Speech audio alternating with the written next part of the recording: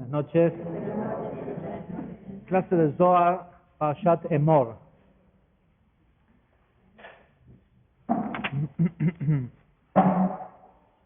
Esta porción que viene inmediatamente después de la porción de Kedoshim, donde escuchamos esta especie de mandato. Por un lado, lo explicamos la semana pasada, es una promesa del Creador de que todos eventualmente seremos sagrados, Kedoshim Tiu. La porción de la semana pasada daba como una especie de mandato y una serie de reglas de cómo lograr esta, entre comillas, santidad o este nivel de elevación espiritual al no entrar en contacto con distintos tipos de impurezas. Y la porción era para todo aquel que tiene la conciencia de Israel. ¿Sí? La porción empezaba diciendo, y Dios habló con Moshe y le dijo, decile a todos los, ya lo explicamos la semana pasada, pero esta idea de Kol Adaat Bene Israel, a todos aquellos que tienen la conciencia de Israel, Kedoshim Tiu, que serán sagrados. Ahora tenemos una porción especial solo para los Kohanim y los Leviim, que tienen el mismo propósito, ¿sí? Que es el de cuáles son las reglas o lo que está permitido o no para un sacerdote, y a través de esto entender que esos niveles aparentemente más elevados, que son, porque la semana pasada dijo todo el pueblo de Israel, como los Kohanim y los Leviim, o sea, los sacerdotes y los hijos de la tribu de Leví no son parte del pueblo de Israel. Más o menos. La tribu de Leví, Jacob tuvo 12 hijos, pero 2 de sus hijos no son considerados Merkabot, son 12 hijos porque corresponden a las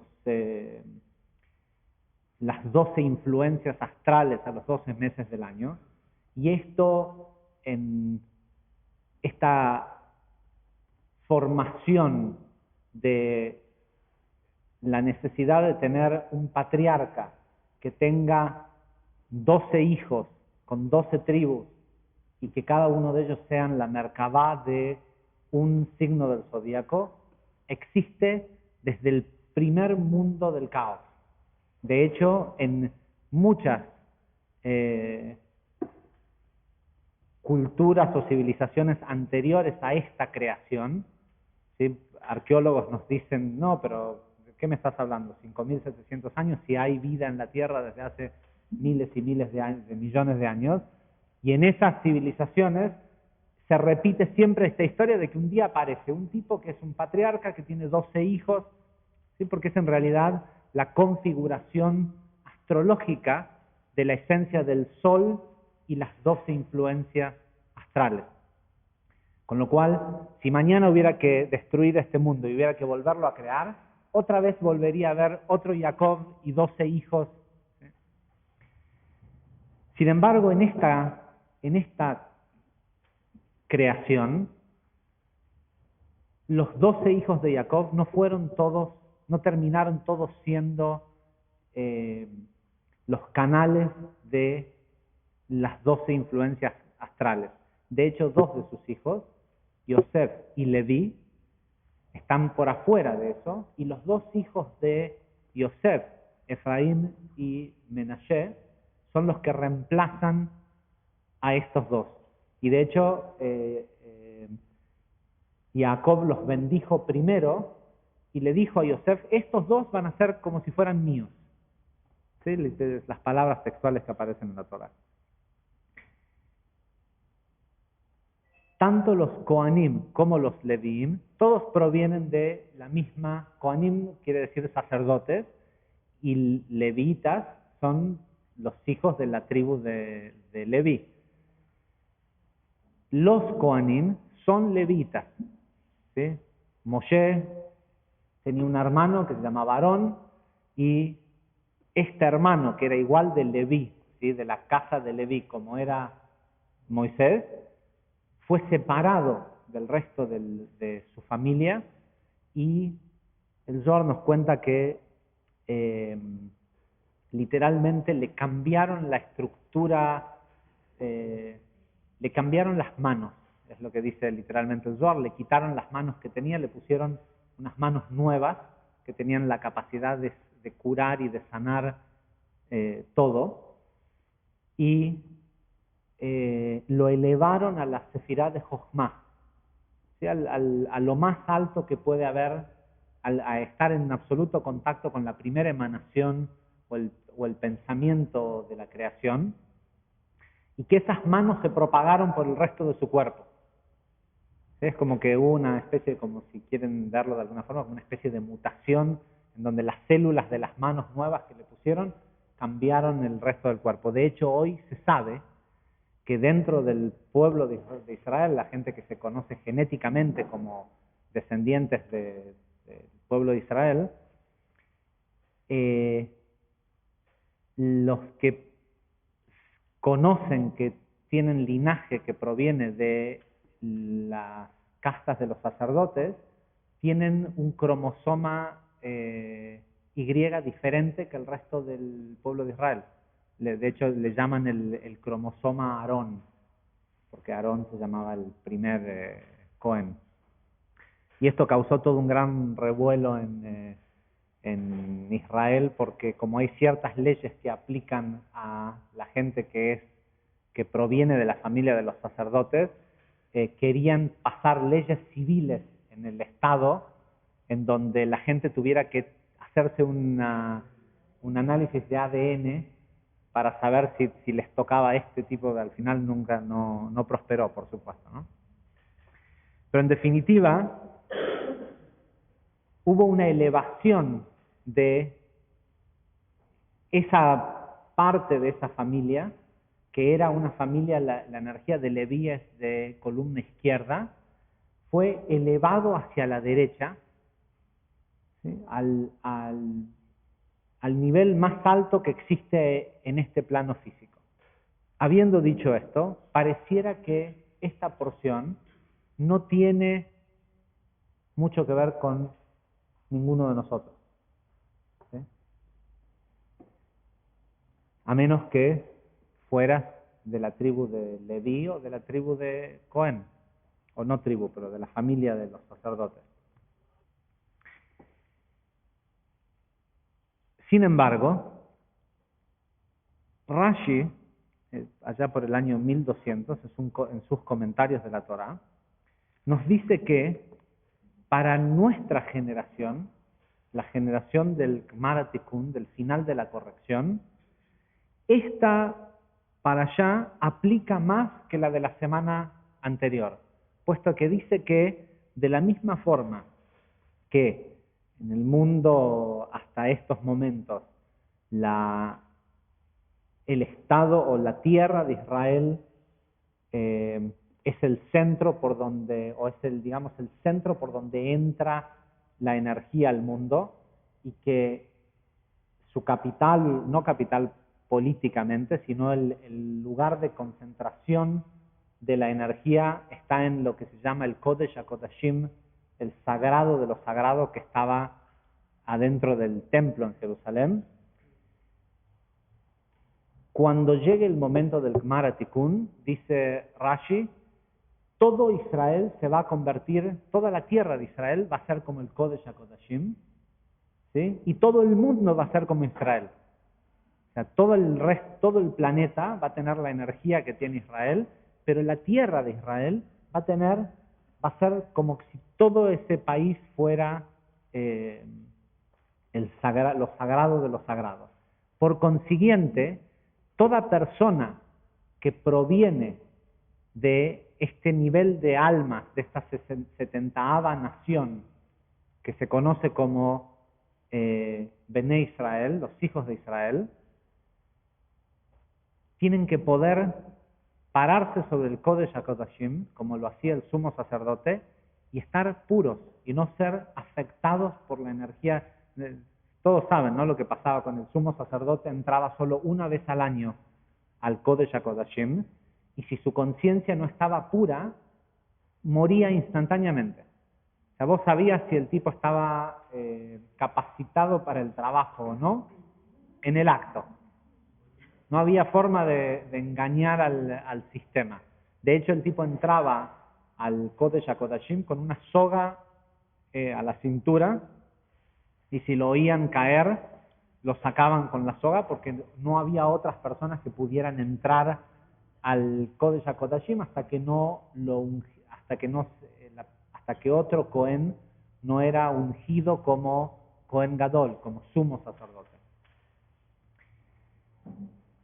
Cuando hubieron periodos en la historia del templo en el que habían sumos sacerdotes como Ishmael Cohen Gadol, que durante 60 años entró todos los años al Kodesh HaKodashim y eventualmente murió de viejo fuera del Kodesh HaKodashim, nunca adentro por un tema de conciencia. Mientras existían Kohanim puros, en el mundo no habían guerras. Hay comparaciones históricas de la época en la que vivió, por ejemplo, Ishmael Cohen Gadol, y lo que ocurría en el mundo. No habían conflictos bélicos, porque el propósito que tenía el templo era o el entrar al Kodesh HaKodashim en Yom Kippur, era bajar la energía de paz para todo el mundo. Entonces, y Rashi dice, nuestra generación tiene que verse a sí mismo como un pueblo de sacerdotes. ¿Sí? Mamlechet Kohanim. Todas las personas tienen que sentirse si se dicen parte del pueblo de Israel. No es un tema de decir, yo soy descendiente o tengo... No, cuidado con asumir el cargo, ¿sí? Porque significa una responsabilidad importante, que es propagar paz en el mundo. De hecho, la razón por la cual Aarón, que era un levita, fue elegido para ser sumo sacerdote, es porque Aarón, a pesar de que era el líder del pueblo y estaba sumamente ocupado hasta que Moshe regresó a Egipto a sacarlos de Egipto, Aarón era el líder, la persona más sabia que había en el asentamiento del pueblo de Israel en Egipto. Y lo que hacía todo el día es que iba de casa en casa y le mentía a la gente para que gente que estuviera peleada se arreglara. ¿Sí? Le iba y le decía, si se enteraba que había una pareja que se habían peleado, iba y le decía, mirá, estuve hablando con tu esposo y está tan apenado, pero vos viste cómo es él, que tiene orgullo y no quiere pedir disculpas y esto y lo otro. Y le iba y le hacía el mismo cuento a la otra persona, y en eso ocupaba su día, en tratar de crear paz entre la gente, y por eso fue que fue elegido para ser el primer sacerdote. Acuérdense que el sacerdote no era lo que es hoy un rabino o un cura. Nadie iba al templo a rezar o a profesar algún tipo de culto a Dios. La gente iba a sanarse de lo que sea que tuvieran. ¿Sí? El templo era como una especie de hospital público. Entonces, vamos a ver de qué se trata, qué es lo que nos toca a nosotros. Más allá de los reglamentos que aparecen en esta porción, hay dos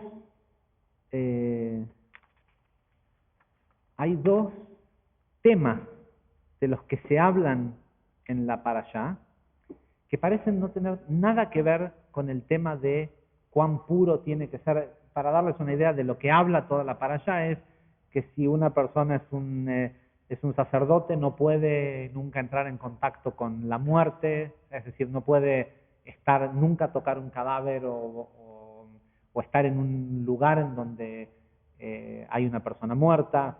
Y esto, después si quieren lean cuáles son las instrucciones de qué es lo que debe o no debe hacer un sacerdote, porque son cosas que nosotros que queremos asumir esta tarea de ser los que traigamos este tipo de luz al mundo, tenemos que cuidarnos.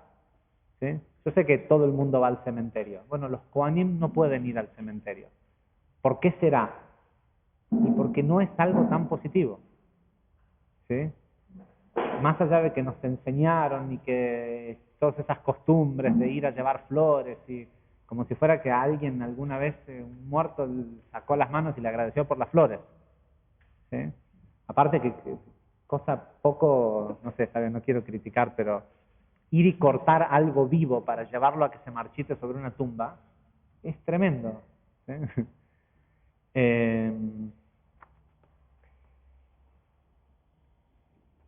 Ya lo hemos explicado en otra clase de Zohar, que el cementerio es el lugar de la ciudad que le pertenece 100% al ángel de la muerte. ¿Sí? Y entrar en contacto con ese tipo de energía no puede ser positivo. De hecho, una de las primeras cosas que dice la parashá es, bueno, habla de lo primero que habla es esto de que el sacerdote tiene que evitar estar en contacto con un cadáver a menos que sea un familiar directo de sangre. Si no es, puede ser el esposo, la esposa o hijos. Es lo mismo porque él es hijo de... y por ejemplo, si es una hermana, solo si la hermana todavía era virgen. ¿Sí? O sea, porque hay un tema de las impurezas se pegan distinto a las cosas que están enteras o no. Bueno, pero una de las primeras cosas de las que habla respecto a esto de lo de la muerte y demás es esto de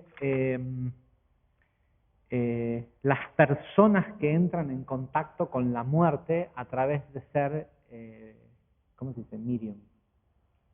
Medium, de ser mediums y de invocar la muerte, o almas que están, como lo pone como algo, de hecho la Torah dice literalmente que la persona que hace eso debe ser, la pena es la pena de muerte.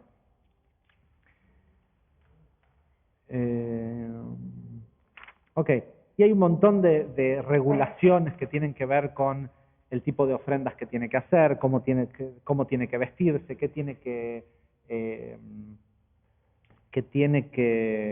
cómo tiene que hacer los sacrificios, todo tiene que ver con el ritual de qué es lo que hace el sacerdote en el templo y cómo se mantiene puro a sí mismo.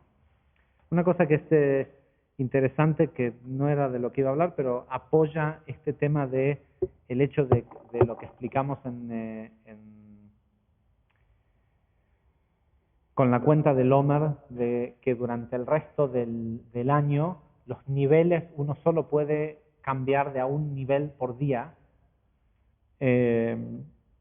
a diferencia de la cuenta del Omer, que por cierto en esta porción tenemos la descripción de contar el Omer, aparece en esta porción. O sea, hasta este momento no sabíamos que había que contar el Omer, pero en el segundo año después de Shavuot, o sea, del primer Pesach y Shavuot, se le prescribió a la gente hacer lo mismo que habían hecho esos primeros 50 días de traer una ofrenda, hacerlo por siempre.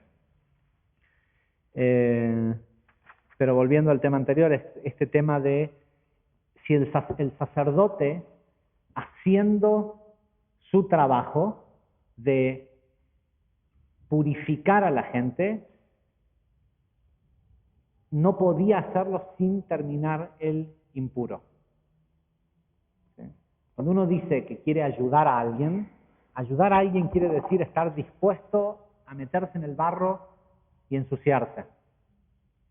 ¿Sí? El sacerdote tenía que cuidar su santidad o su nivel de espiritualidad al máximo para que se gaste solo purificando a otros.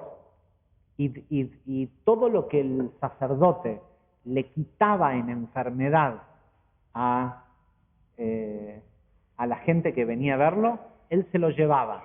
¿Durante cuánto tiempo? Hasta que cambiaba el día. Hasta que cambiaba el día. De hecho, iba después de hacer, cada vez que curaba a un leproso o hacía alguna acción de sanar a alguien, tenía que ir y hacer mikve él mismo, tenía que él purificarse. Pero a pesar de que había hecho mikve, nos dice la Torá, se mantenía impuro hasta que bajara el sol y cambiara el día. ¿Sí? Esto también nos muestra que hoy no es igual que ayer. ¿Sí? Todos los días hay una nueva oportunidad de hacer las cosas de cero y hacerlas bien y estar puros. El problema de ayer no tiene por qué seguir siendo hoy, solo si vos lo arrastrás de un día para el otro. El problema de ayer, la lógica del sistema es que se quede en ayer. ¿Sí? Hay que estar dispuesto a hacer el trabajo, pero hay que entender, cada vez que cambia el día, existe este reseteo automático. Lo que la mayoría de la gente hace es que vuelve al día siguiente al trabajo ya pensando en el caos que dejó del día de ayer y que lo tiene que solucionar. Nunca vuelve pensando ya no va a estar. ¿Sí? También una de las razones por las cuales vuelve esperando que ese caos siga es porque sabe que el día anterior no hizo nada para purificarse. Entonces, pero hay dos temas que aparecen en esta porción que parecieran no tener nada que ver con esto de los levitas y los Kohanim y el resto del pueblo. Y más aún, los rabinos, cuando les toca tener que hablar de cualquiera de estos dos temas, digamos que cuando se enseña tradicionalmente esta parashá, se concentran más en específicamente el tema de los Kohanim y no de estos dos temas que parecen no tener nada que ver. Uno, porque se lo considera Hok le Israel, un misterio para el pueblo, nadie sabe cuál es la respuesta. Y el otro, porque es totalmente injusto. ¿Sí? Es de un chico que, según esto, blasfema el nombre de Dios, lo meten preso, deciden que Moshe vaya y le pregunte a Dios qué hay que hacer con el muchacho, y Dios le dice, ¿sabes qué vamos a hacer? Llama a todos los sabios, al Sanedrim, a los 70 ancianos, que todos vayan y pongan su mano en la cabeza del chico, y que después lo apedreen hasta que lo maten. Entonces, habiendo tanta otra cosa buena de que hablar de esa para allá, que vamos a hablar de esto.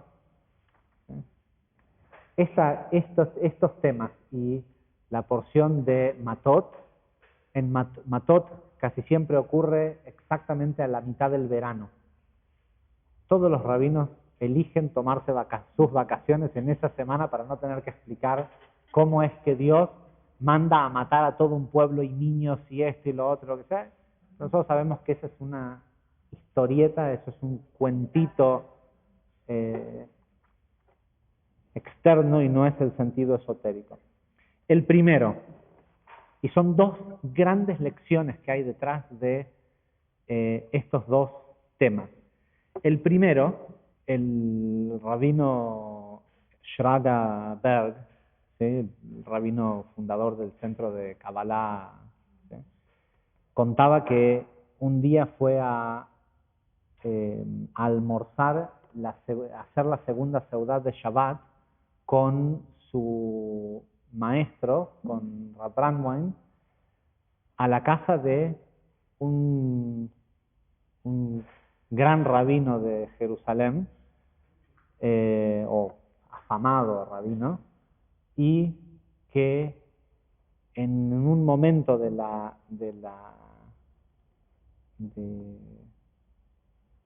almuerzo, este rabino hizo la mención de las 12 halot del templo y mencionó lo que todos mencionan, que es Hokle Israel, que nadie sabe qué significan.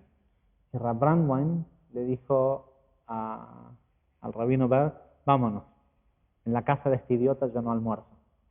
¿Sí? Se levantaron y se fueron. Y cuando salieron de ahí ante la sorpresa de lo que había pasado, y Rav Brandwein era una persona que era casi había que hacer un esfuerzo para oírlo, por de lo bajito que hablaba, de lo modesto que era y demás. Y esa reacción era muy poco común. Y Rav Brandwein dijo, por culpa de idiotas como este, ¿sí?, es que el mundo sigue viviendo en caos. ¿Sí? Hace 2000 años que el Zohar explicó todos los secretos sobre las 12 halot del templo y por qué las usamos en Shabbat. ¿Sí?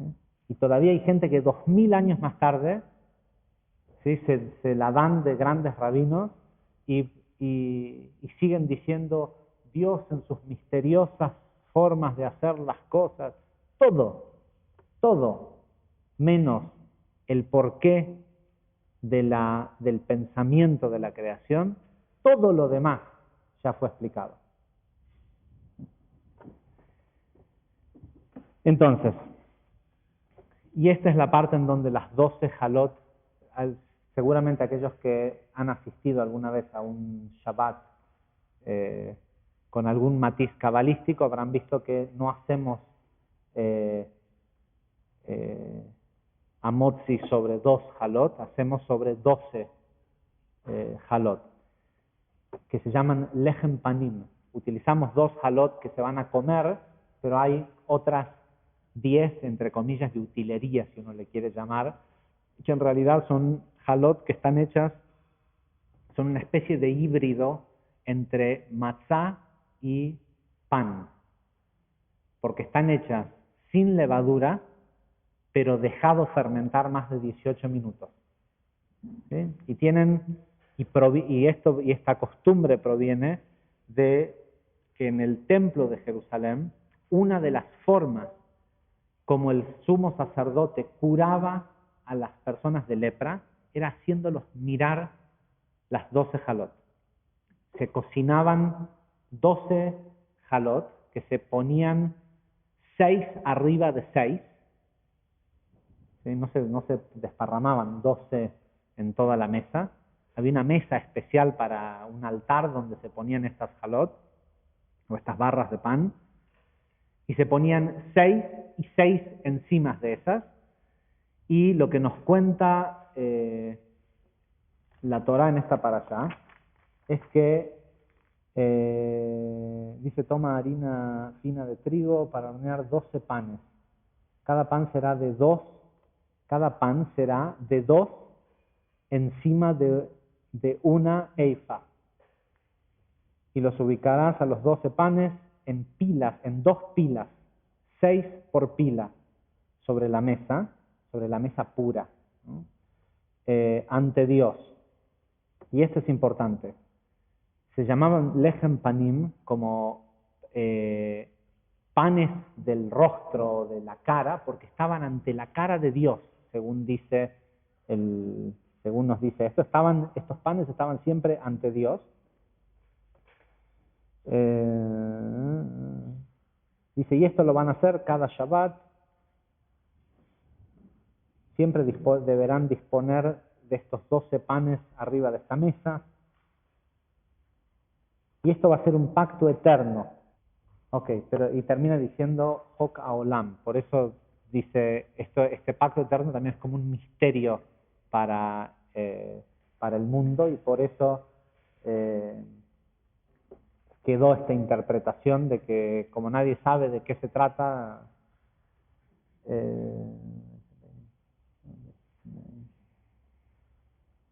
ok, y estos panes también son llamados panes eternos. ¿De dónde viene este concepto de panes eternos? Los cocinaban, los ponían sobre el altar, y 9 días después, cuando los sacaban, ¿sí?, se ponían otros, 7 días después se ponían nuevos. Los otros quedaban 2 días más, y cuando los retiraban 9 días después, estaban igual de calientes y de frescos como si recién habían salido del horno. Por eso les llamaban panes eternos. Y las únicas personas que lo podían comer a este pan eran los sacerdotes. ¿Sí? Solo los Kohanim podían comer este pan. El Ari dice lo siguiente. Dice, ahora vamos a explicar cuál es el sentido de las 12 barras de pan cara, ¿sí?, de pan de muestra, por decirlo de alguna forma. ¿Y por qué era que milagrosamente siempre se mantenían frescos? ¿Y por qué misteriosamente siempre se mantenían frescos? No dice fresco, dice siempre se mantenían calientes hasta el momento en el que eran reemplazados. En el momento que los sacaban de la mesa, empezaban a enfriarse. Pero durante los 9 días que estaban sobre la mesa, se mantenían tibios o calientes.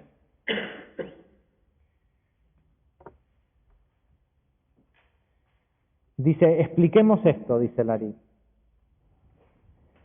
Ya se ha explicado muchas veces que a un gran número de diferentes tipos de copulaciones entre los parsufim o los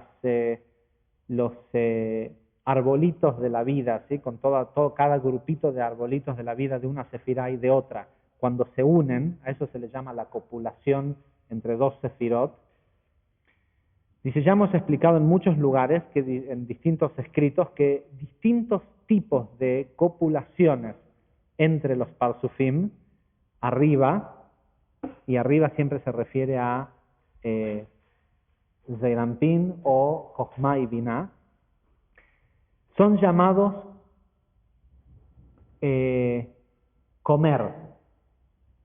¿Sí? Cuando en muchos lugares dice, por ejemplo, Potifara le dijo a Yosef, le dijo, vas a ser el regente sobre toda mi casa, lo único que te pido es que no comas de mi pan. Y lo que quería decir no comas de mi pan es no te acuestes con mi esposa. ¿Sí? Porque el sentido de comer está directamente relacionado con liberación de energía parecida a la que produce una copulación. Entonces,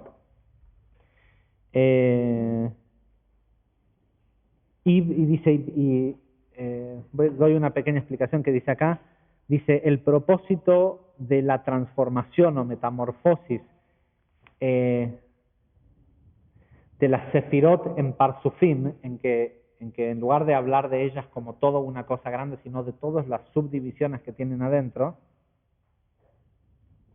es que pudieran interactuar entre ellas. Y al interactuar entre ellas es una especie de, ¿cómo se dice? Polinización cruzada, ¿sí? Como cuando las flores intercambian estas uniones que ocurren entre las sefirot que están adentro de cada sefirá, dice, producen frutos, es decir, generan cosas nuevas y se generan en forma de energías divinas, o lo que nosotros conocemos como luz o como nuevas conciencias, las cuales brillan hacia abajo, hacia los parsufim más bajos. cada vez que hay conexión de Sefirot arriba, automáticamente hace que la luz descienda y el punto final del descenso es este mundo.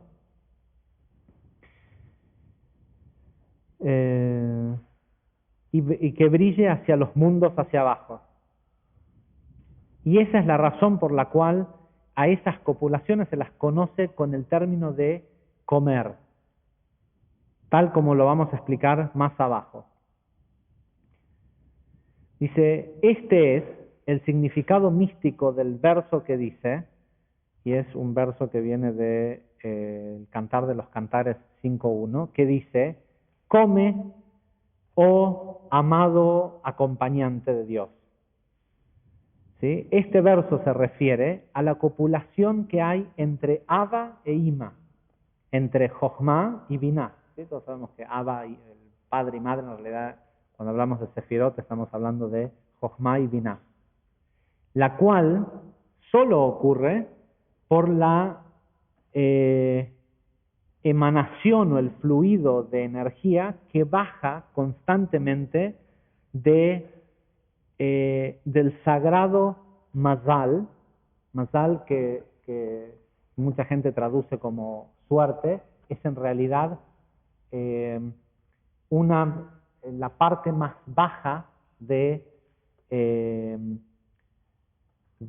Arihampin, la sefirá de Keter, que también se la conoce como Arihampin, tiene sefirot adentro.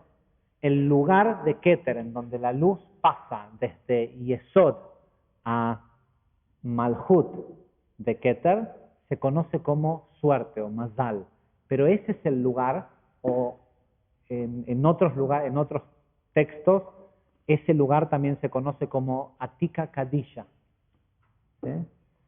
Cuando ven por ahí gráficos del Ari donde salen los mundos y en medio hay una letra A y una K, eso es Keter, o es lo que se lo conoce como Atika Kadisha. Pero es el lugar en donde, y presten atención a esto, parece que no tiene nada que ver, pero esto es importante para la próxima explicación del tipo del muchacho blasfemo. En el lugar de donde en la sefirá de Keter, allá arriba, está Yesod y Malhut, ese es el lugar de donde constantemente emana luz o abundancia, y esa abundancia hace que Jochma y Binah, las dos sefirot de más abajo, inmediatamente más abajo, estén constantemente unidas, como si fueran todo el tiempo una. Y en realidad el tipo de unión que tienen es una constante, es como una especie de un constante acto sexual entre las fuerzas masculinas y las fuerzas femeninas, luz y vasija, por decirlo de alguna forma, que es lo que genera el que la luz baje constantemente a este mundo. Después están aquellos que logran hacer que la luz llegue a su pedacito de su mundo y genere una vida tal vez mejor que la de otros que no logran encontrar el canal o la forma de hacer que esa luz baje hasta donde ellos están en el mundo. Tal como ya lo hemos explicado, o como ya es sabido, dice el Ari, la barba de Arihampin está compuesta de 13 interacciones divinas del nombre Yud-Kei Vav-Kei. ¿Sí? Estas 13 interacciones es lo que se conoce como los 13 atributos de la misericordia. ¿Sí? Provienen de la barba y ya en otras clases de Zohar hemos explicado cada parte de la barba del Creador, qué luz canaliza.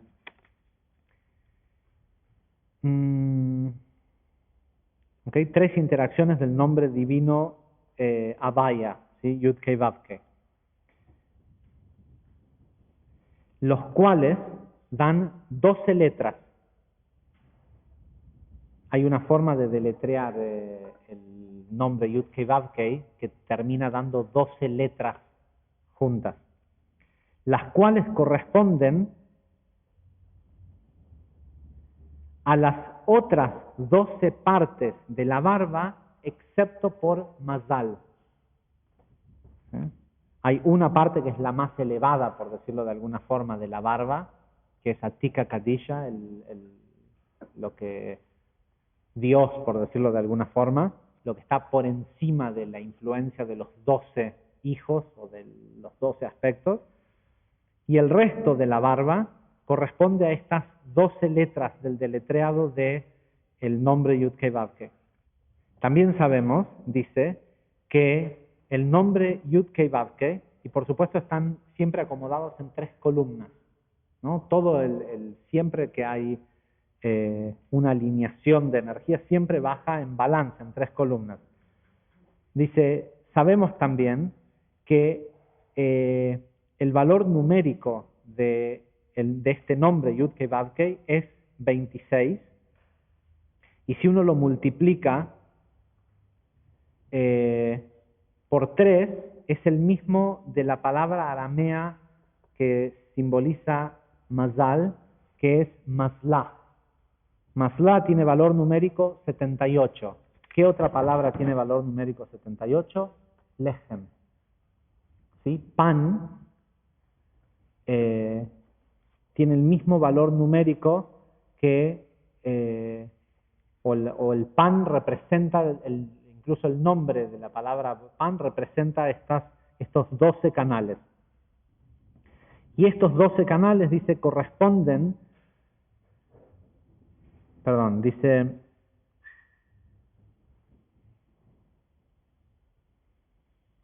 y esto nos muestra que hay una dependencia de la cohabitación entre Jochma y Binah en comer pan. Y que el comer pan y todo ese ritual que hay detrás de que en Shabbat se haga la bendición sobre las 12 halot y demás, es lo que abre el fluido de la conciencia desde Mazal. ¿Ya? Una de las formas como una persona hace para canalizar esa energía a su vida es a través de la conexión que se hace en Shabbat, y es solo en Shabbat y no en otros momentos.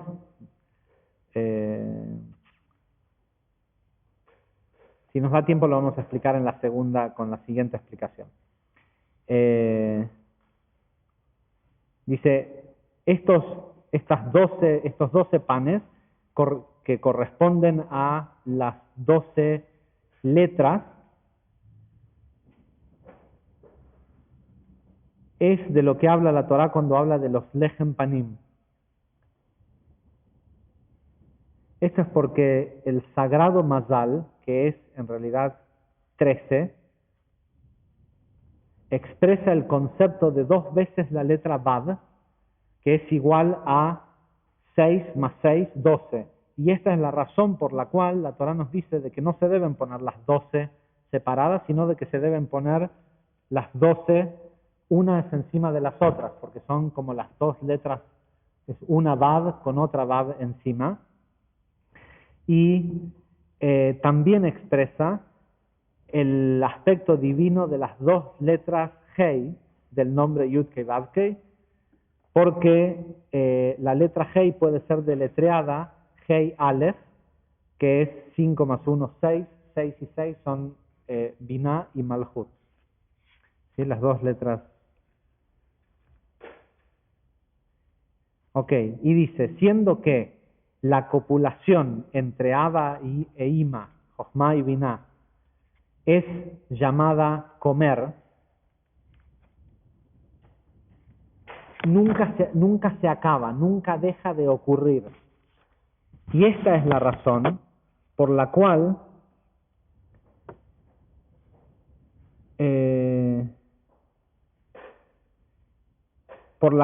estos panes siempre se mantienen calientes, puesto que son un sinónimo de que el supremo Mazal está constantemente siendo erotizado por la unión de Abba y de Ima. Y esta unión constante es lo que mantiene a los panes calientes cuando están sobre la mesa.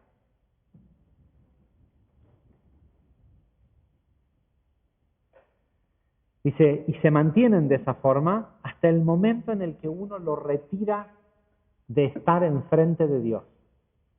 ¿Se acuerdan que decía, mientras estaban en la mesa se mantenían?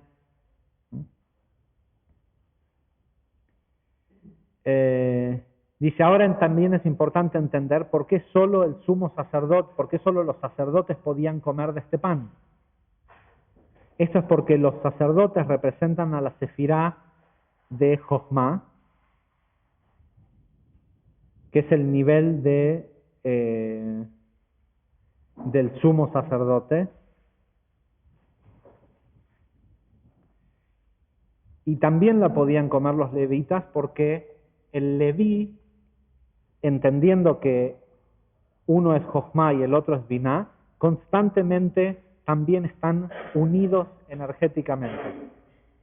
Ahora, esto pareciera ser como una cosa así loquísima y muy rara sobre algo que pasaba hace 3.500, la última vez que sucedió fue hace 2.050 años atrás más o menos, cuando operaba el templo en Jerusalén.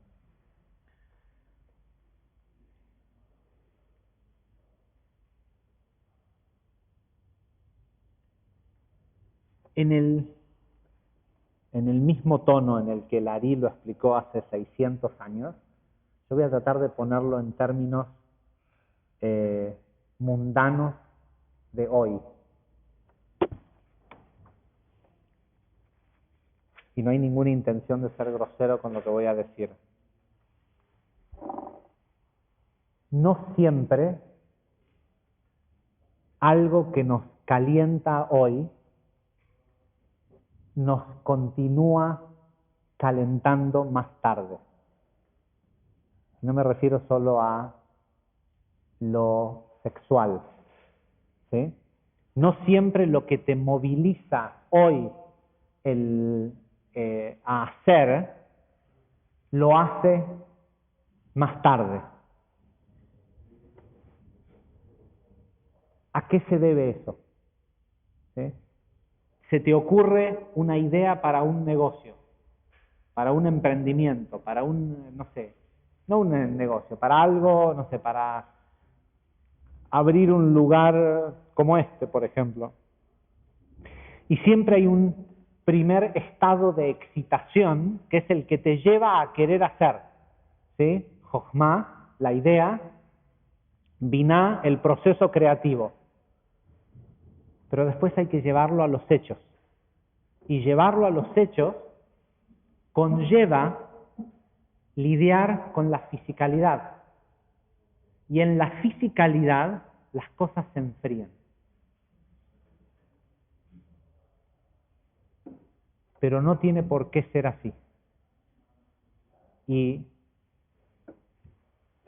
si algo podemos,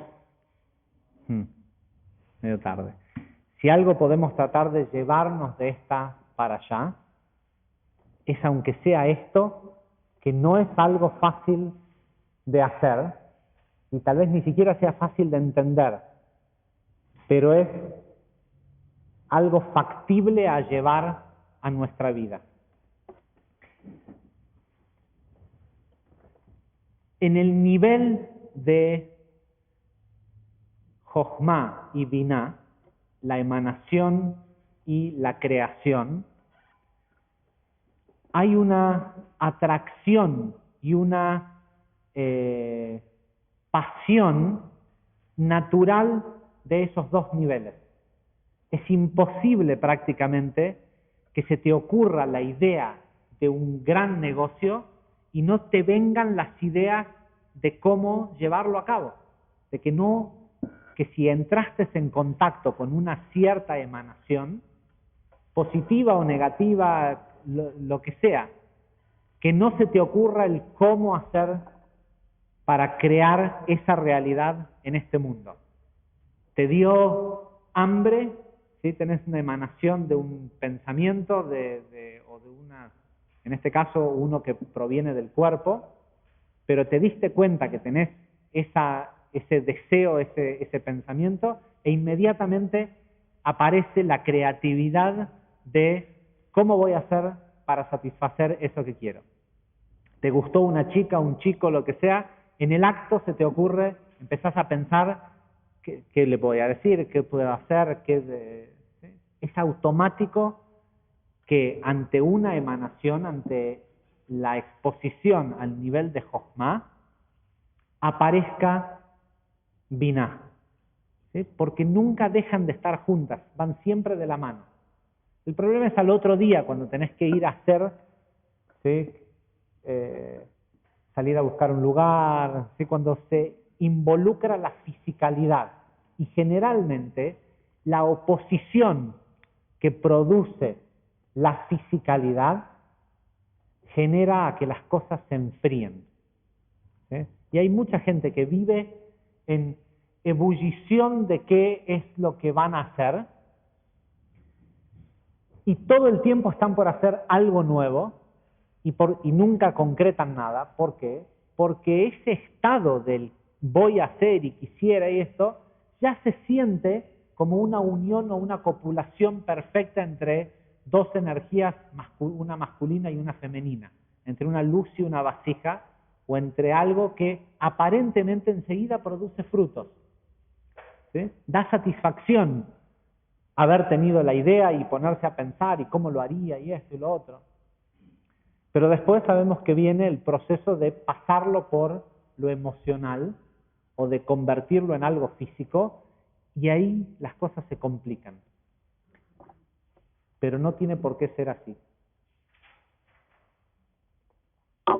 Porque sabemos la diferencia que hay entre las primeras acciones que hago mientras el pan todavía está caliente, a las acciones que hago 2 años más tarde, o 10 años más tarde, o a lo mejor un mes más tarde.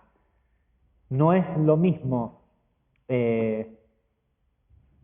la predisposición a actuar y a llevar a la implementación física una conquista amorosa cuando estás entusiasmado, o cuando recién conoces a la persona, o cuando tal vez solo tuvieron relaciones 2 o 3 veces y hay todo ese ¿sí? Sobre todo si no vivís con la persona y no le conoces sus miserias y demás.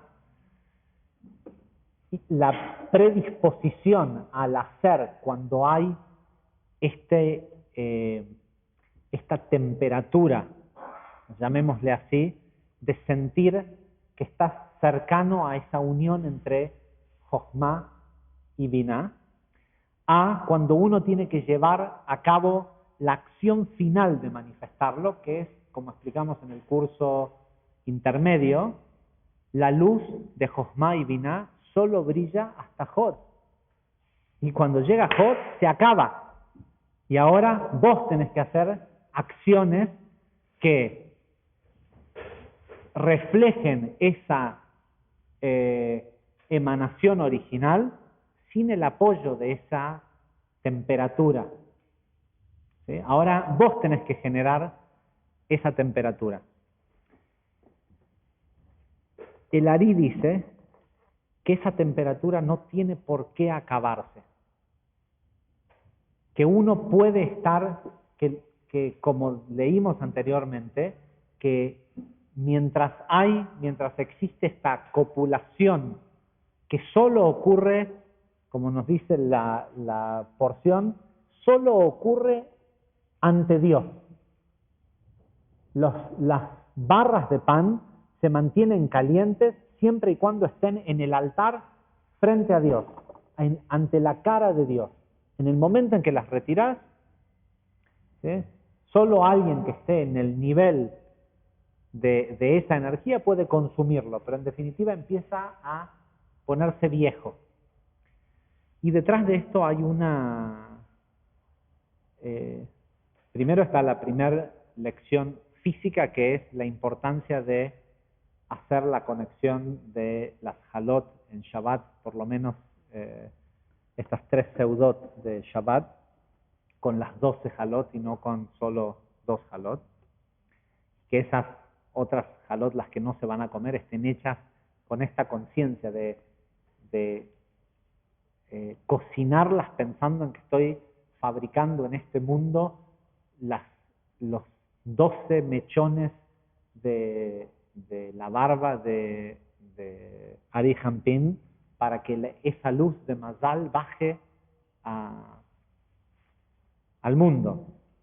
Aquellos que han estado alguna vez en mi casa saben que, de hecho, los Lechem Panim los tenemos todo el tiempo en la mesa donde comemos todo el año. No esta semana, porque desde Pesach no hemos estado y todavía no hicimos Lechem Panim, pero tengo que hacerlos esta semana. Pero la gran lección espiritual que hay detrás de todo esto es que cuando reconocemos una emanación pura, una idea, un algo que hacer, un emprendimiento, una relación, una amistad, lo que sea que aparece en ese nivel de Jochma, ¿sí? de la emanación pura, ¿sí? Que no es por algo egoísta. Tenemos que saber que en el momento en el que lo retiremos de la cara de Dios, empieza a echarse a perder. ¿Sí?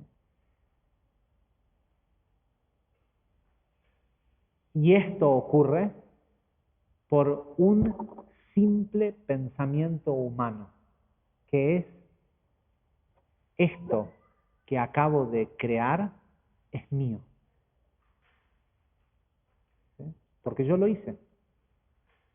En el momento en el que el ser humano piensa, es mío, y decreta que dejó de ser de la luz y ahora es de él, la luz no tiene más alternativa que dártelo.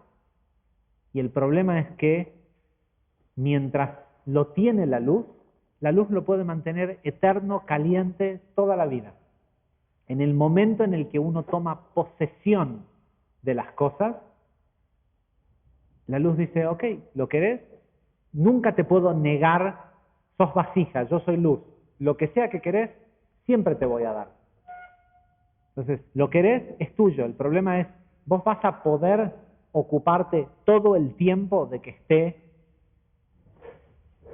como nuevo. No, porque no tenemos una conciencia infinita de estar todo el tiempo apreciando. De hecho, podríamos hacerlo.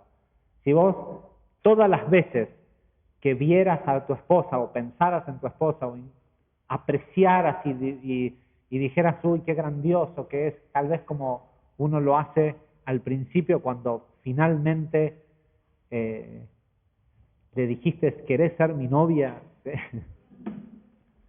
Lo veo con mis hijos chiquitos que está todo este tema de le pedí de ser mi novia y me dijo que sí. Si uno pudiera conservar, pero fíjense inmediatamente cómo estamos programados. ¿Sí? Es mi novia. ¿Es tuya? Ok. Si es tuyo, cuídalo vos. ¿Sí? Si es de la luz, está en constante unión y canalización de energía hacia los mundos inferiores, hacia tu vida. Entonces, en el momento en el que sentís que tu pareja te debe algo, porque vos tenés posesión de esa persona, en el momento en el que sentís que ese proyecto que pensaste que vas a hacer es para tu beneficio personal, pronto vamos a tener un seminario específico a cómo tener éxito en los emprendimientos, que lo hicimos experimentalmente con Norma hace una semana para INTA. Cómo lograr que no se desconecte, ¿sí? ¿Cuáles son las cómo tiene que viajar el proyecto a través de las sefirot y cómo asegurarse de que en lo posible en ningún momento te adueñes. Porque en el momento en el que te adueñas, deja de estar conectado a Jochma y a Binah. No quiere decir de que uno no tenga que hacer las acciones físicas y bajarlo al 1% a lo material. El problema es que en el momento, en cualquier lugar, te adueñaste, lo desconectás de la semilla. Y Rabashlag en el Talmud de Sefirot dice, ¿cuándo muere un árbol? Cuando se desconecta de la semilla. No es cuando lo vienen a echar, vos ves, vienen, echan un árbol con un tronco así, un año más tarde está saliendo, ¿sí? Pero cuando se pudre y cuando muere el árbol, cuando se desconecta de la energía de la semilla. Y la semilla de todo lo que nosotros tenemos es ese momento de emanación y de el proceso creativo, ¿sí? El cual uno tiene que terminar plasmando por uno mismo en lo físico. Pero si en algún momento del proceso dijiste, me lo merezco, es mío porque yo lo hice, porque y es para mi beneficio personal, lo mejor que te puede pasar es que lo pierdas. ¿Sí? ¿Por qué? Porque ¿para qué querés algo en tu vida que se está pudriendo? Entonces, cuanto más rápido lo pierdas, mejor, porque si lo desconectaste de la luz, al final igual lo vas a perder.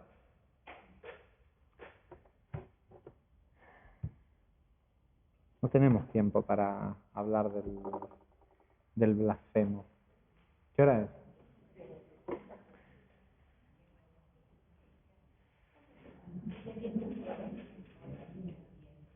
Ok, voy a tratar de en 15 minutos tratar de completar esta idea que no es para 15 minutos, pero igual me pareció que era importante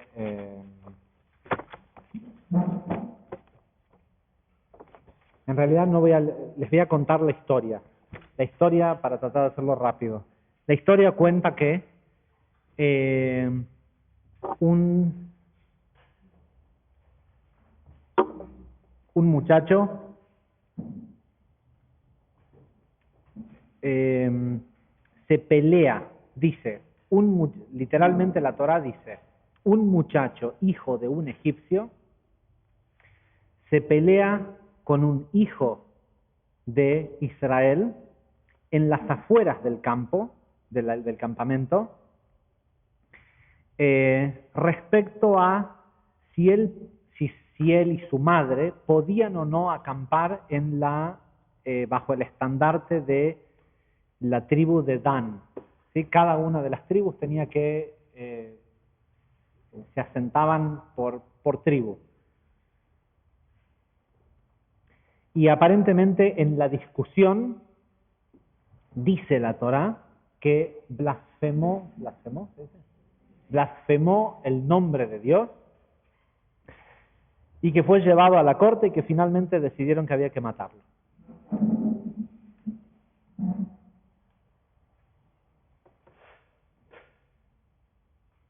¿Qué necesidad, supuestamente, de decir un hijo de un egipcio?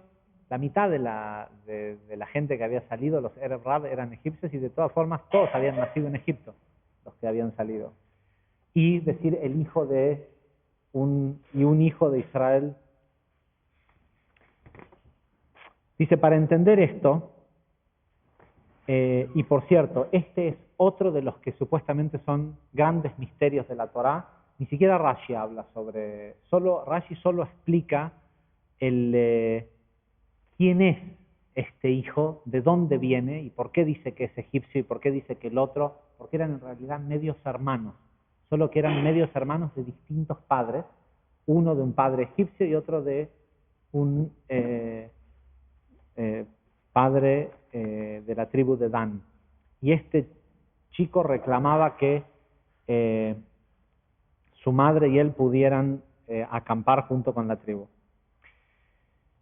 Dice, para poder entender esto tenemos que entender primero lo que dice el Zohar respecto de la palabra blasfemó, ¿sí? Que literalmente como aparece en la Torá es Vaikov. Dice, Vaikov en realidad quiere decir perforó un hueco, ¿sí? Porque la raíz y blasfemó, Baikov, dice, proviene de en el hebreo antiguo, en el hebreo mishnaico, se dice, de la Mishnah, en el hebreo antiguo, la palabra perforar era neked, ¿sí? Entonces, y es la raíz de perforó. Dice, ¿qué perforó? Dice, perforó un hueco en la puerta, dice Lari. La puerta, porque es largo todo esto, la puerta sabemos qué es la puerta en la Sefirot. Yesod, ¿sí? Yesod es conocido como la puerta, el lugar de donde proviene la barba de Ari Hampin es el lugar entre Yesod y Malhut, ¿sí? Eso se conoce como la puerta. ¿Por qué la puerta? Una puerta es algo que delimita una realidad de la otra, un cuarto de otro, una energía de otra. La puerta de Yesod es lo que delimita la realidad metafísica de la física. Para que algo de lo metafísico se convierta en fisicalidad, tiene que pasar por esa puerta que es Yesod. Ok. Dice Lari, lo que él estaba haciendo era algo puro. Lo que él hizo fue perforar un hueco para tratar de defender a su madre. ¿Quién era la madre de este chico? Era, ¿cómo se llamaba? No me acuerdo el nombre de ella, pero Shulamit, ¿no? Sí, Shulamit Bat Dibri. Dibri denota que hija de la palabra, del hablar. Aparentemente, esta señorita, cuando vivía en Egipto, era una persona que estaba mucho en la calle hablando con la gente, dice el Midrash. Shelomit Bat Dibri. No sabemos si ese era realmente el nombre del padre, dice Lari, pero la razón por la cual dice hija de la palabra es porque estaba todo el tiempo chusmeando. Y esto de estar en la calle con poco recato, dice el Rashi, hizo que uno de los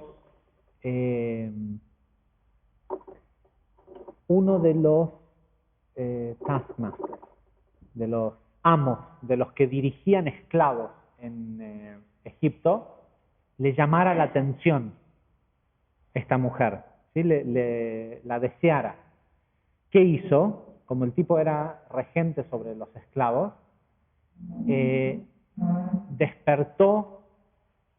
mandó a despertar al esposo de esta mujer en la noche y lo mandó a trabajar.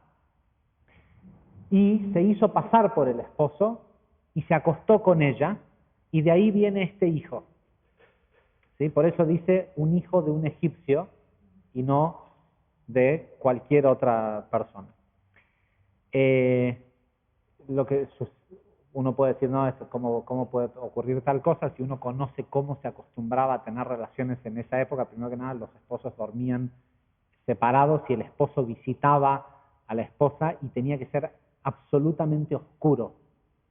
¿Sí? Entonces, de alguna forma, el tipo engañó a esta mujer a que tuviera relaciones con ella. Al día siguiente, cuando el esposo volvió, se dio cuenta de lo que había pasado porque ella le hizo un comentario acerca de lo que pasó la noche y él sabía que él se había ido a trabajar. Con lo cual, y pareciera que esto es lo jugoso de la historia, esto no es lo jugoso de la historia. Con lo cual,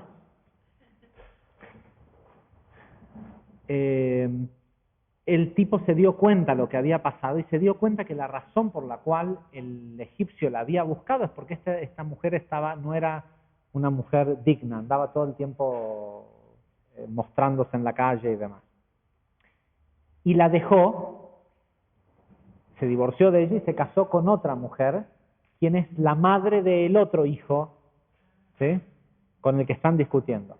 Por eso es importante entender que no es que es un hijo de un egipcio, de una familia egipcia y otro, sino que son hermanos, pero hijos de distintos padres. ¿Sí? Perdón. ¿Sí? Pero, ok, no hay relación sanguínea, pero el hijo que reclama por el honor de su madre piensa que en realidad es hermano del otro porque no sabe que esto ocurrió. Ok. Acuérdense esta idea de perforó, hizo un hueco en la puerta, pero lo hizo tratando de defender a su madre. Ok, el Zohar nos cuenta que cuando el esposo de Shelomit se dio cuenta de lo que había pasado y que sabía que no es que ella se había querido acostar con el tipo, sino que sucedió así porque el tipo los engañó a los dos, pero que fue producto de las provocaciones que hacía esta mujer. Se casó con otra mujer y tuvo a este otro hijo. Este señor era de la tribu de Dan y tenía derecho él y sus hijos a acampar en este lugar. Y no entendía por qué el hermano le decía de que no podían acampar bajo el estandarte de la tribu de Dan. Pero esto es porque el hermano sí sabía lo que había ocurrido y sabía que en realidad no eran realmente hermanos. Ahora, dice Lari, tenés que entender que Abel lo mató Caín. ¿Qué tiene que ver esto? ¿Sí? ¿Y por qué lo mató? Lo mató por la hermana melliza que tenía... No. Lo mató por la hermana melliza. Caín nació con una mujer pegada igual que como Adán, que fue separado de él, y Abel con dos. Y Caín tuvo celos de que Abel tuviera dos mujeres y en realidad no lo quería matar, ni siquiera sabía que la gente se moría, porque como nunca nadie eran las primeras dos personas y nunca nadie antes había muerto, él no sabía que si golpeabas de esa forma a una persona se moría. Pero por envidia lastimó a su hermano y lo terminó matando. Dice, el mal de Caín fue transferido al egipcio, a este egipcio es decir, este egipcio era una reencarnación de Caín, tenía chispas del alma, de la parte malvada de Caín, no corregidas, estaban en el egipcio. Y Moisés lo mató. ¿Saben de quién estamos hablando? Cuando Moisés se tuvo que ir de Egipto, dice, un día salió Moisés a la calle y vio que un taskmaster, uno de estos amos de los esclavos, estaba maltratando a uno de sus hermanos y le despertó algo que hizo que viera hacia la derecha y hacia la izquierda, vio que no había nadie y mató al egipcio. ¿Sí? Eso es lo que nos cuenta la Torá. Y después se corrió la voz de que lo habían matado, de que Moisés mató a un egipcio y Moisés tuvo que huir. Y la pregunta que siempre nos hacíamos es, si él miró para acá y para allá y la Torá dice que no había nadie, ¿qué estaba mintiendo la Torá? Porque si dice que alguien lo vio, no, mucha gente lo vio matarlo. Lo que él vio hacia atrás y hacia adelante, vio si había generaciones con mérito hacia abajo o si él venía de algún lugar de mérito. Al ver hacia atrás se dio cuenta que venía de solamente el mal de Caín y que hacia abajo la única descendencia que había era este muchacho, el cual ahora más tarde va a ser apedrado y también va a morir.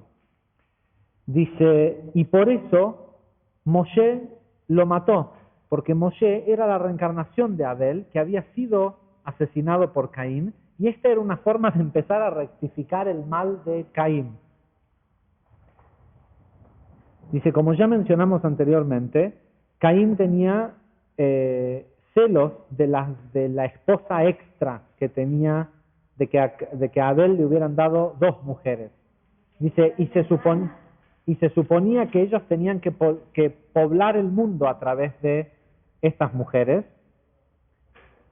Dice, pero a él le dio bronca de que Abel tuviera una mujer más que la que él tenía, y por eso lo lastimó y esa lastimadura lo terminó matando. Ahora tenemos que entender que el blasfemo, o el blasfemo,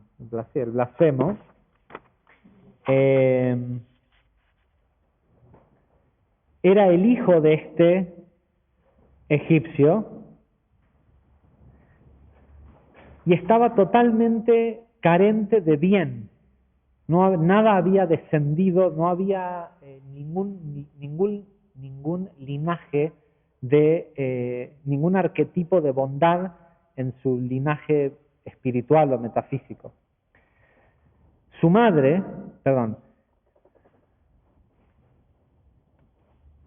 dice bueno, es un detalle, dice, su madre, Shelomit, la hija de Dibri, eran chispas, o era la reencarnación de chispas de la segunda esposa de Abel, por la cual había matado a Caín. Por eso es que por culpa de esta, ¿qué pasó? Cuando el egipcio se dio cuenta que el esposo de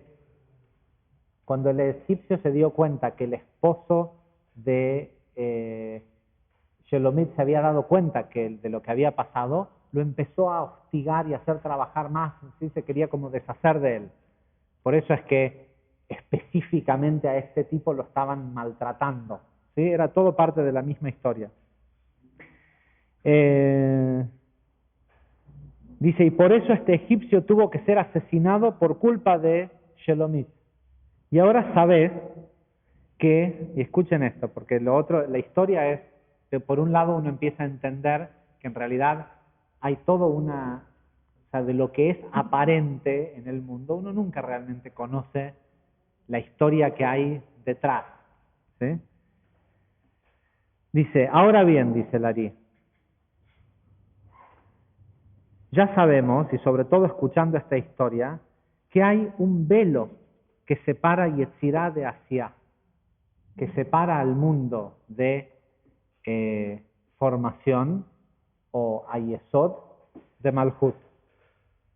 Este velo es el Malhut de este mundo. Todo lo que nosotros vemos en realidad es un velo que no nos deja ver realmente qué es lo que hay detrás. Y ese velo, dice, y esto no voy a entrar en los detalles porque entra todo en un detalle de los nombres de Dios y demás, dice, ese velo sabemos que es llamado Dalet, 4, que es la letra Dalet de la palabra Ejad, porque en realidad todo opera como una misma cosa. Lo que pasa es que nosotros no podemos ver lo otro. También sabemos, dice Larí, que los niveles de Gesed y Geburah corresponden al nombre de Dios Akva. ¿Sí? Hay un nombre de Dios que es Aleph Kei, Vav Kei, Akva, se lo conoce.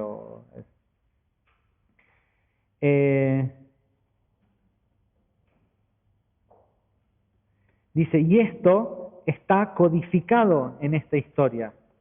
Dice, aparece en la frase en donde dice, y aquellos que son, está todo nos cuenta, es mucho detalle para entrar a explicarlo, pero cuenta que en distintos lugares de la historia aparece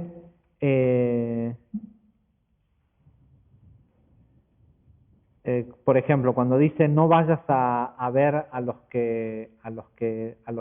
mediums se dice, y a los magos, dice no vayas a ver et avot de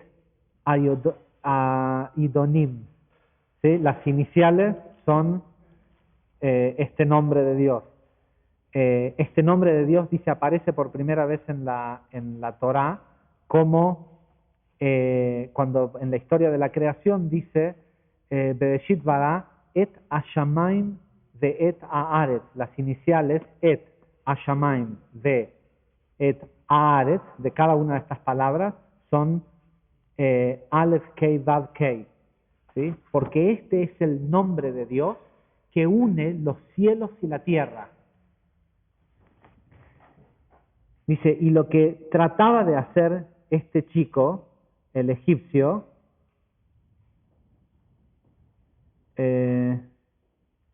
era tratar de rectificar el pecado de Caín y de Abel, que están personificados por las sefirot de Geset y Geburah, que son el poder de este nombre.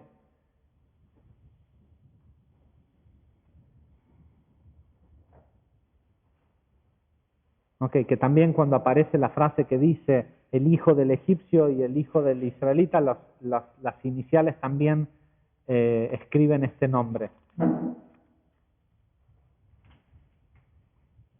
Y lo que él quiso hacer, quiso perforar el velo de esos niveles y traer divinidad a su madre.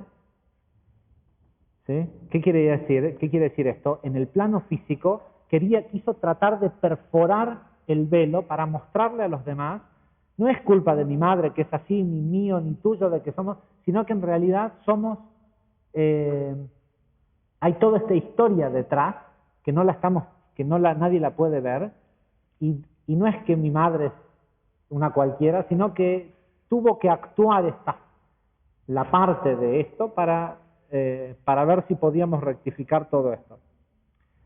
Con lo cual, no es algo tan malo. ¿Por qué terminar dándole la pena de muerte? Porque tenemos que entender que el Sanedrín, los sabios, sí entendían esto. ¿Por qué no dice todo el pueblo de Israel que lo apedree, sino dice que los sabios vengan y pongan la mano de él y lo apedreen como en representación del pueblo? Porque el Sanedrín y los sacerdotes representaban los niveles de Jochma y Biná, de lo más alto. Es decir, y de Yud Kei Vav Kei, ¿sí? que es un nombre que está por encima de este plano de Geburah y Gesed, Gesed y Geburah. ¿Por qué igual no funcionó, no sirvió esto? Y más allá de que hay una explicación muy, muy larga, con mucho detalle acá en el Ari, les voy a leer lo siguiente. Dice, de esto podemos ver la importancia que tiene el estar apto para recibir conciencias divinas. ¿Sí?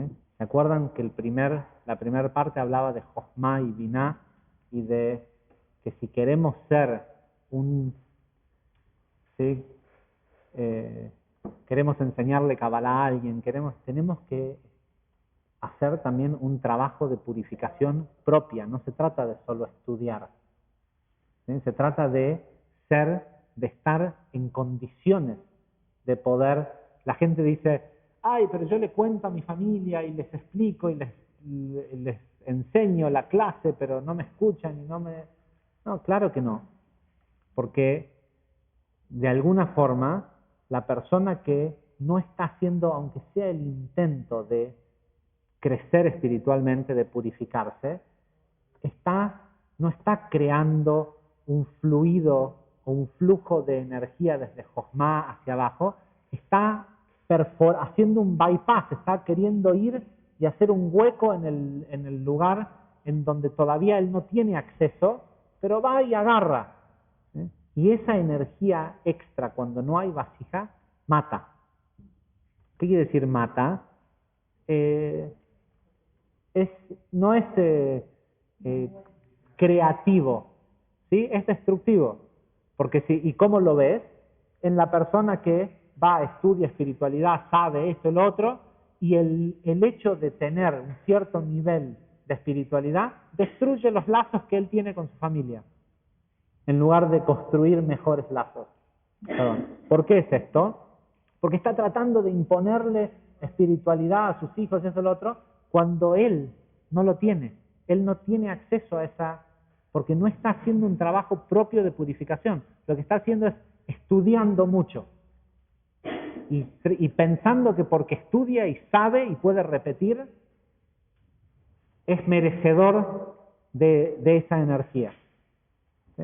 Cuando la persona trabaja en su purificación, el canal se produce solo y la persona entiende y sabe espontáneamente. No necesita ni siquiera estudiar. ¿Cuánta gente conocemos que nunca ha pisado una clase de espiritualidad y los ves cómo actúan en la vida y son canales puros de la luz? Nosotros que somos necios y sí necesitamos estudiar y creer y poder estimularnos intelectualmente para tener el deseo de querer ser más puros y tener el mérito de tener vasija para contener esta luz. Si no, es todo intelectual. Dice, de esto entendemos la importancia que tiene estar apto para recibir conciencias divinas. Por eso hay tanto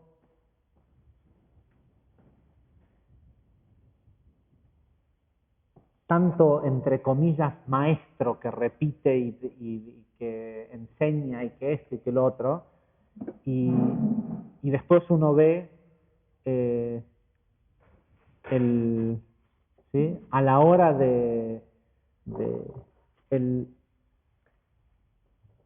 la prueba no está en el momento de la clase o o cuando estás rezando en un templo. ¿Sí? La prueba está cuando, antes de dedicarme a lo que me dedico ahora, durante muchos años estuve en banca de inversión y en préstamos inmobiliarios, hipotecas. Y en ese mercado, el único que siempre gana, por más que pareciera que uno lo está haciendo por el beneficio del tomador de deuda, es el banco. El único que seguro gana es el banco. Y la prueba está cuando vos solo cobrás comisiones y sabés que tenés cosas que pagar y te das cuenta que como se presentó el paquete o como está dada la situación, realmente no es bueno para el cliente. No es, o sea, que decís, este tipo en 2 años pierde su casa si toma este préstamo. Que él no lo puede ver y que toda la publicidad y todo el armado de ese negocio está hecho para que el tipo piense que lo mejor que le puede pasar en la vida en este momento es tomar ese préstamo. Pero vos sabés que no. Pero también sabés que tenés que pagar tu hipoteca y tus cosas y esto, y que decirle al tipo, ¿sabes qué? Esto no te conviene, implica que a vos no te llegue esa comisión. Ahí es a donde sabes si sos espiritual o no. Ahí, no es en la clase o en el... cuando le decís a alguien y sabes que tenés que volver a tu casa y de la mesa de cierre y te dicen, ¿y qué tal? ¿Cómo cerró? ¿Cuándo cobramos? Dice, es un error, es un serio error, dice Larí, tratar de reformar el mal brillándole luz encima. ¿Sí? No espero que lo entendamos todos a esto, pero por lo menos vamos a dejarlo picando y en algún momento nos va a caer la ficha. y me incluyo. Dice, es un serio error tratar de reformar el mal simplemente brillándole luz o conciencias divinas encima. El Baal Shem Tov, eh,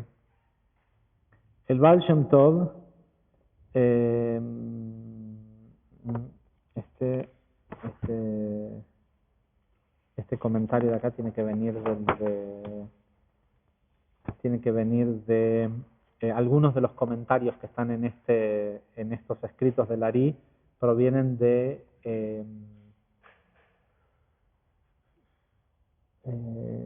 ya no va a venir el nombre de un rabino que es el Rosh Yeshiva de Chabad de Santa Mónica en California. Ahora me va a venir el nombre, si no ahora lo busco y le damos el debido crédito, porque el Baal Shem Tov es posterior a los comentarios que están acá, que son de Rabbi Chaim Vital. Dice, el Baal Shem Tov nos enseñó que el propósito del crecimiento espiritual que el proceso del crecimiento espiritual debe pasar por 3 estados. El primero, la sumisión del ego, ¿sí? Oprimir al ego. Después, la separación entre el bien y el mal.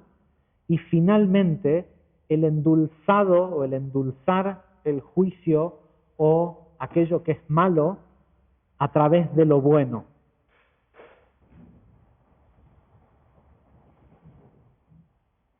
Y aquí lo que vemos en esta historia es que es una instancia de querer saltearse el segundo paso, que es el de tratar de separar lo bueno de lo malo. De hecho, si uno, muchos de los conceptos que tienen que ver con lo sagrado y lo profano, santidad y esto y lo otro, siempre habla del concepto de leavdil bein kodesh lehol, de separar lo profano de lo sagrado, y todo tiene que ver con procesos de separación.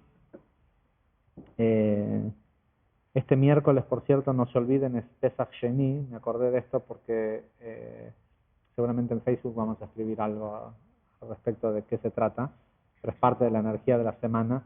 Y en Pesach también, todo se trata de separar el hametz de lo que es matzá o ¿sí? Todo es este concepto de separar. Dice, puesto que destruir al mal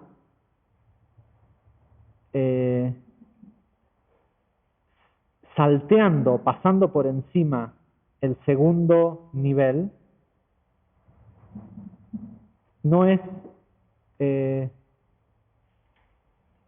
el contexto en el que del proceso espiritual. Uno no puede, todo tiene que tener algún aspecto de algo bueno, ¿sí? No se puede decir, esto es malo, entonces hay que destruirlo, o esto es todo, ¿sí? Un gobierno, un modelo, un sistema, todo aquello que nosotros decimos, esto es malo, no puede ser absolutamente malo. Si está en este mundo de Tod Verá, del árbol del conocimiento del bien y el mal, tiene aspectos buenos. Ir y destruirlo todo no es lo correcto. Lo correcto es crear un conducto de luz que separe, donde uno haga el acto de separar qué es bueno y qué es malo, preservar lo bueno y recién después destruir lo malo. ¿Cómo se hace eso? Solo con santidad.